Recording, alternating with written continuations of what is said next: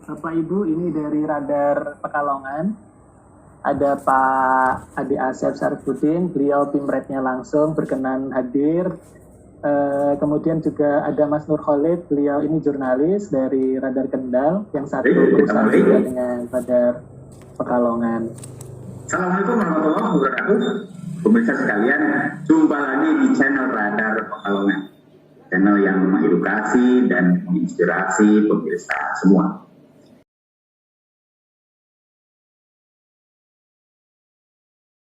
Kali ini saya mengundang dua orang guru inspiratif. Yang pertama Ibu Dianita Ayu dari SDN Sukorejo Kabupaten Kendal, dan yang kedua Ibu Anissa Noviadi dari SMP Negeri 1 Patean. Assalamualaikum Ibu. Waalaikumsalam warahmatullahi wabarakatuh. Baik Ibu, kali ini saya akan mengajak berdiskusi pada Ibu berdua. Yang pertama saya memberikan kesempatan kepada Ibu Dianita Ayu terlebih dahulu. Ibu memiliki konsep belajar dari Ipin Upin Ibu. Bisa dijelaskan Ibu, seperti apa sih? Ya, terima kasih Pak. Jadi saya terinspirasi dari anak saya. Anak saya masih kecil, itu sukanya nonton Upin Ipin. Dan di situ saya mengambil banyak pelajaran yang ternyata juga dapat diterapkan di kelas saya. Jadi saya mengambil karakter mengenai kegiatan ekonomi Bapak, interaksi sosial, kegiatan ekonomi yang dilakukan di film tersebut. Betul. Bentuknya seperti apa ya Bu yang dilakukan oleh Ipin Ipin yang diterapkan di sekolah? Jadi anak-anak itu bermain peran menjadi tokoh-tokoh yang ada di Upin Ipin. Perannya juga yang peran sentral ya. Ada yang terbiasa untuk membeli makanan, memasak makanan, dan menjual makanan. Itu saya kaitkan dengan materi interaksi sosial dalam kaitannya dengan kegiatan ekonomi. Gitu Pak. Materi pelajaran apa sih ini Bu? Itu IPS Bapak. IPS dan ada bahasa Indonesia yang bermain peran. Betul. Jadi tema ya di SJ itu. Ya, kelas berapa sudah dipraktekkan bermain peran dengan cara seperti ini, Bu? Di kelas saya di kelas 5B, Pak. Oh, baik. Ibu, bisa nggak Ibu menjelaskan bagaimana cara Ibu mengatur anak-anak? Kan anak-anak kan ada yang mudah diatur, ada juga yang susah diatur ya. So, kamu berperan sebagai Ipin, sebagai Upin, sebagai Darjit, sebagai Meme, gimana Ibu mengelola mereka itu? Tokoh-tokoh Upin Ipin ya ini. Saya mengondisikan 1 hari sebelumnya, jadi saya menginstruksikan pada anak-anak, besok kita akan praktek mengenai ini, kemudian saya berikan gambaran nanti peralatan yang kalian butuhkan apa. Saat itu anak-anak sangat tertarik dan penasaran, wah kita mau ngapain ini ya gitu Pak. Jadi saya nggak memberitahu nanti kita mau bagaimana tidak, tapi saya cuma bisa bawa ini, kamu bisa jadi Upin, Ipin, dan seterusnya. Kemudian juga siswa saya karena ada yang berkebutuhan khusus, dia isu tuli ya, jadi saya memberikannya juga sebisa saya, dia berperan yang tidak ada peran ketika dia mengucapkan sesuatu atau apa, tapi dia tetap bisa melakukannya.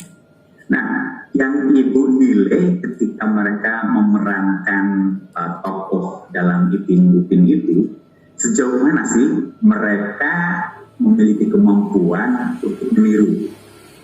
Oh iya, kalau ketika bermain peran mereka berperan sangat bagus karena tokohnya juga sudah familiar, jadi mereka tidak membutuhkan waktu yang lama untuk mendalami karakter tokoh itu Pak. Jadi mereka mengalir begitu saja, seperti tokoh Upin Ipin itu kan seperti keseharian anak-anak. Jadi mengalir saja seperti apa yang pernah mereka lihat di film aslinya. Ya. Berarti nyaris mereka mampu menirukan secara total apa yang diperankan Ibu Anfas dengan yang ada di dalam film ya? Iya Pak. Termasuk secara narasi, Ibu, secara narasi, Anda nggak misalkan Ibu memberitahu mereka bahwa si A ini berperan sebagai Ipin Upin, kemudian yang dikatakan oleh mereka itu naskahnya seperti ini, kemudian yang lain juga sama. Ada, Bu? Kalau secara dialog nggak ada, saya hanya memberikan garis besar, nanti adegannya seperti ini, dan ternyata mereka malah lebih bisa berimprovisasi. Jadi dari 3 kelompok di kelas saya itu dialognya macam-macam, tapi isi alur dari dramanya sama. Berarti mereka bahkan lebih heboh dari mungkin kali ya Bu ya. Heboh, iya Pak. Kebayang kalau ketika mereka memberikan ibu bawa kamera, kemudian direkam, kemudian mereka menonton kembali, sepertinya ada ibu saingan. Bahkan kita yang berperan jadi paman mutu itu sampai pakai kresek segala untuk pura-pura jadi kopi-koki itu. Mereka di luar ekspektasi saya itu, Pak. Iya, yang jualan ayam siapa ya Bu? Akil ya Bu ya? Ya, itu kan komersil banget itu kan Bu ya? Pasti banget. Tapi secara praktek ini kan praktek bisnis ya, jual beli. Mereka kelihatan malu-malu atau mereka sudah terbiasa dengan interaksi seperti itu? Kalau interaksi dengan teman-temannya karena sudah terbiasa, dan yang saya katakan tadi, karakter di Upin Ipin itu tidak dibuat-buat. Jadi mereka juga enjoy saja ketika berperan jadi Mael, ketika menawarkan dagangannya itu juga enjoy saja mereka, seperti tidak ada beban gitu Pak. Kalau aksen suaranya persis nggak? Aksen suara ada yang persis, ada yang tidak. Tetapi yang tidak pun mereka ternyata punya gaya sendiri. Jadi tidak sama persis, cuma memang posisinya kalau Mail itu jualan, ya nasi lemak 2 seringet itu pakai 1.200 gitu. Ada kata mereka di Indonesia kok Bu gitu Pak. Jadi ada improv seperti itu dari anak-anak. Betul. Ibu, Ibu punya ide ini dari mana sih inspirasinya? Atau memang ingin mencoba saja? Ya, ini dari anak saya itu tadi saya katakan, anak saya kok suka ya, karena kita kan tidak mungkin memaksa anak-anak masuk ke dunia kita. Jadi saya yang coba masuk ke dunia anak-anak. Yang tayangan-tayangan itu saya ambil sisi baiknya untuk bisa diterapkan di anak-anak. Dan anak-anak tidak merasa jauh untuk belajar itu. Oh, ternyata ada di sekitar kita. Itu Pak inspirasinya. Ini dilakukan ketika masa pandemi atau sebelum pandemi? Ini ketika pandemi. Kebetulan di sekolah saya sudah PTM terbatas. Betul. Jadi ketika mereka praktek juga tetap menerapkan protokol kesehatan, tetap jaga jarak, menggunakan masker dan sebagainya, Pak. Betul. Nah, ketika mereka PTM walaupun terbatas, kan girang sekali ya Bu ya. Kemudian disuruh menampilkan sosiodrama ini kan, pengalaman sehari-hari yang ada di film. Ibu melihat nggak ekspresi mereka seperti apa? Kelihatan. Mereka itu ketika pakai masker pun saya tahu mereka merasa senang dan kurang itu senang. Apalagi setelah di akhir pembelajaran saya selalu memberikan refleksi kepada anak-anak biar mereka juga terbiasa. Kira-kira dari pembelajaran ini apa yang kalian rasakan? Kalau memang anak-anak kurang nyaman, itu akan saya terapkan ke pembelajaran selanjutnya. Berarti saya harus memperbaiki bagian ininya gitu.